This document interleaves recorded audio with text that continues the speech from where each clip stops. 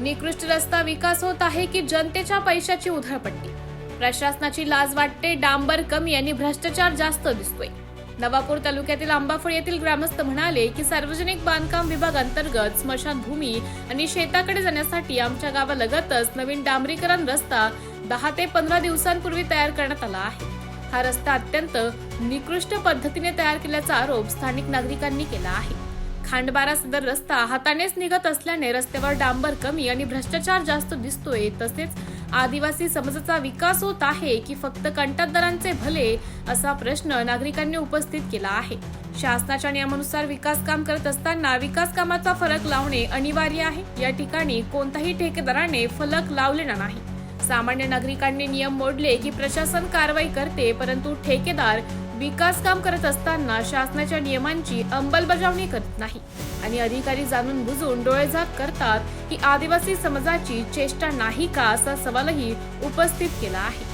वरिष्ठ अधिकारी AC cabin मधून बाहेर पडून रस्त्याची पाहणी करावी आणि कामाची चौकशी करून ठेकेदारावर कारवाई करावी, अशी संतप्त प्रतिक्रिया ग्रामस्थांनी दिली आहे.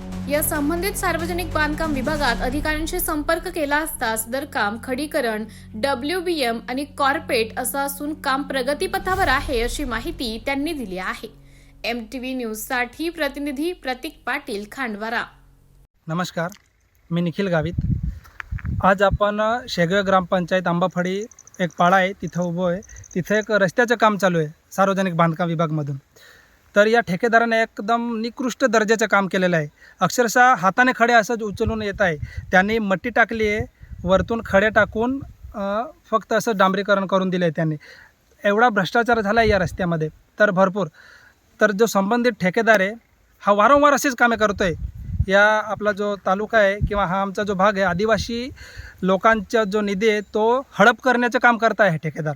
तर कलेक्टर मॅडम किंवा संबंधित जे यंत्रणा आहे त्यांना एक कडकडीची विनंती आहे की अशा ठेकेदारांना काळे यादीत टाका व अशा ठेकेदारांना पुढचे कामं मिळाले नाही पाहिजे, जेणेकरून आदिवासी समाजाची जी लूट आहे ती थांबायला पाहिजे. कारण की या एरियामध्ये सर्वात जास्त आदिवासी लोक राहतात आणि हे जे गैर आदिवासी लोक आहे, जे ठेकेदार आहे, ते याचा फायदा घेऊन फक्त पैसे हडप करण्याचं काम करत आहे अक्षरशः. कारण आणि जर आमच्यासारखे सांगायला गेलं ना तर आमच्यावरती आरोप करता की तुम्ही पैसे मागता, हे मागता, तुम्हाला असं करू तसं करू किंवा धमकी देता येते. हे जे अधिकारी आहे, जे संबंधित अधिकारी आहे, ते काय ठेकेदाराच्या हाताखाली काम करता का पैसे घेऊन ते गुपचूप बसले, असा पण एक आम्हाला प्रश्न निर्माण होतो आहे. कारण की जे ठेकेदार आहे त्यांच्या अधिकाऱ्यांचं वचक व्हायला पाहिजे, तर ठेकेदाराचा अधिकाऱ्यांवर वचक आहे असं होतं आहे इथे.